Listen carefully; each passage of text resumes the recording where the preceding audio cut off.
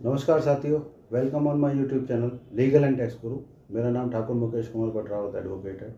आज मैं आपके समक्ष में एक बड़ा ही महत्वपूर्ण विषय है आरटीआई कैसे लगाई जाए, एसपीआईओ सीपीआईओ कब आपको जवाब देगा, ट्रांसफ़र करने के एसपीआईओ सीपीआईओ के पास में क्या राइट है, अगर वो जवाब नहीं दे रहे हैं तो आप क्या करें, अपील आप कहाँ पे लगाएं, अगर अपील में भी फर्स्ट अपील में भी आपको कोई जवाब नहीं मिला है तो सेकंड अपील आप कहाँ पे लगाएं।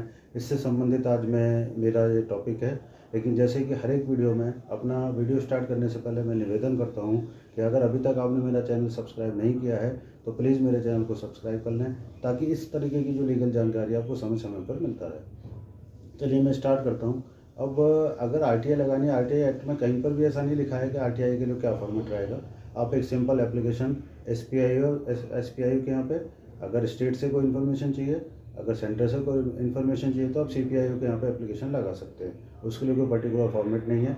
आप सिंपल अपना नाम, आप एसपीआईओ का एड्रेस अपने नाम के साथ में, अपने एड्रेस के साथ में, अपने मोबाइल नंबर के साथ में, और क्या इन्फॉर्मेशन आपको चाहिए वो इन्फॉर्मेशन आप मांग सकते हैं एक सिंपल पेपर पे भी। साथ में आपको 10 रुपये की फ़ीस है। 10 रुपये की फ़ीस कुछ डिपार्टमेंट जो मैनुअल भी लेते हैं, अदरवाइज़ आप पे ऑर्डर के थ्रू उसे डीडी के थ्रू, पे ऑर्डर के थ्रू भी आप पे कर सकते हैं। इसके साथ जब आप एप्लीकेशन सबमिट करते हैं तो एप्लीकेशन एसपीआईओ के यहाँ पर सबमिट करिए या अपने सीपीआईओ के यहाँ पर सबमिट करिए, तो उनकी जिम्मेवारी बनती है विदिन 30 डेज़ जो वो आपको जवाब दें। 30 डेज़ आपके पास में जवाब आना चाहिए। अब यहाँ पे एक छोटी सी बात ये रहती है, अगर आपने कोई इन्फॉर्मेशन मांगी है और जिस डिपार्टमेंट में एसपीआईओ को आपने लगाई है वो उस डिपार्टमेंट से रिलेटेड नहीं है, कंसर्न नहीं है, तो उसके पास में विदिन 5 डेज़ जो होता है, वो जो कंसर्न एसपीआईओ है, वो जो रिलेटेड एसपीआईओ उसको उस आरटीआई को ट्रांसफ़र करेगा। ये रूल में लिखा हुआ है 10 दिन के अंदर अंदर। अगर इन्फॉर्मेशन किसी थर्ड पार्टी से रिलेटेड है तो जो टाइम लिमिट हमारी 30 डेज़ की है अपील उसकी, आरटीआई की रिप्लाई की, वो हमारा 40 डेज़ हो जाते हैं। 10 डेज़ उसमें प्लेस हो जाता है अगर थर्ड पार्टी इन्फॉर्मेशन है तो।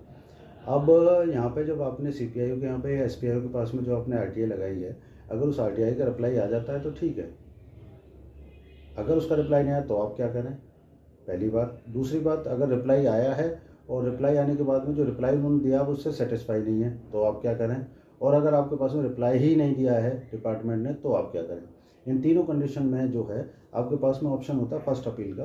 फर्स्ट अपील क्या होती है, एसपीआईओ जहाँ पर बैठता है वहीं पर अपीलेंट अथॉरिटी होती है, फर्स्ट अपीलेंट अथॉरिटी होती है, तो आप वहाँ पर अपनी अपील फाइल कर सकते हैं। अपील कब आप फाइल करेंगे, अपील के लिए भी लिमिटेशन है आपके पास में, from the date of the reply receive from the एसपीआईओ।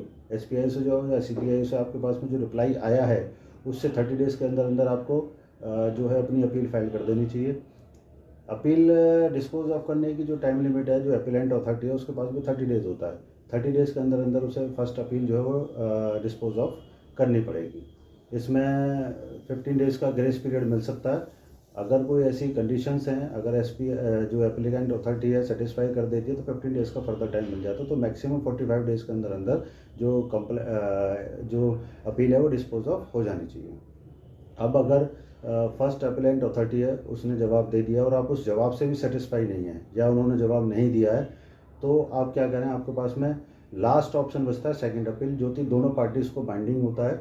अब सेकंड अपील जो होती है स्टेट में, अगर एसपीआईओ को आपने लगाई है और अपीलेंट अथॉरिटी जो स्टेट की है, तो उसके बाद में आपके पास में स्टेट कमीशन होता है, स्टेट इन्फॉर्मेशन कमीशन होता है। आप वहाँ पे एक अपनी जो सेकंड अपील है, फाइनल अपील होती है, वहाँ पे आप लगा सकते हैं। अगर सेम सीपीआईओ के यहाँ पे आपने अपनी अपील लगाई है अपीलेंट अथॉरिटी को, तो उसकी जो सेकंड अपील जाएगी वो स्टेट सेंट्रल कमीशन जो वहाँ पे जाएगी, ये आप ध्यान रखें। अब चाहे वो स्टेट कमीशन के पास में अपनी अपील लगाइए सेकंड, या आपने सेंट्रल कमीशन पे अपनी अपील लगाइए सेकंड, तो दोनों ही कंडीशन में 90 जो इसमें टाइम लिमिट है कि आपको अपील कब तक फाइल कर देनी चाहिए, तो मैक्सिमम 90 डेज़ के अंदर अंदर आपको सेकंड अपील जो है फाइल कर देनी चाहिए from the date of receiving the order from the first appellate authority. अगर फर्स्ट अपीलेंट अथॉरिटी से आपको रिप्लाई मिल चुका है तो उस जिस दिन आपको रिप्लाई मिला उसके 90 डेज़ के अंदर अंदर आपको जो है सेकंड अपील, चाहे आप स्टेट कमीशन में जा रहे हैं चाहे सेंट्रल कमीशन में जा रहे हैं, तो आपको वहाँ पे अपनी अपील फाइल कर देनी चाहिए। आपके पास भी सिर्फ 90 दिन का टाइम होता है। अब यहाँ पे एक बहुत महत्वपूर्ण बात यह है कि इस सेकंड अपील को डिस्पोज ऑफ करने के लिए कहीं पर भी कोई टाइम लिमिट नहीं है। स्टेट कमीशन और सेंट्रल कमीशन जो है उसमें कितना भी टाइम ले सकते हैं उसे डिस्पोज ऑफ करने के लिए, उसकी कोई टाइम लिमिट नहीं दी गई है। होप आपको ये समझ में आया होगा कि आरटीआई आप कैसे लगाएं, कब लगाएं, किस तरीके से लगाएं।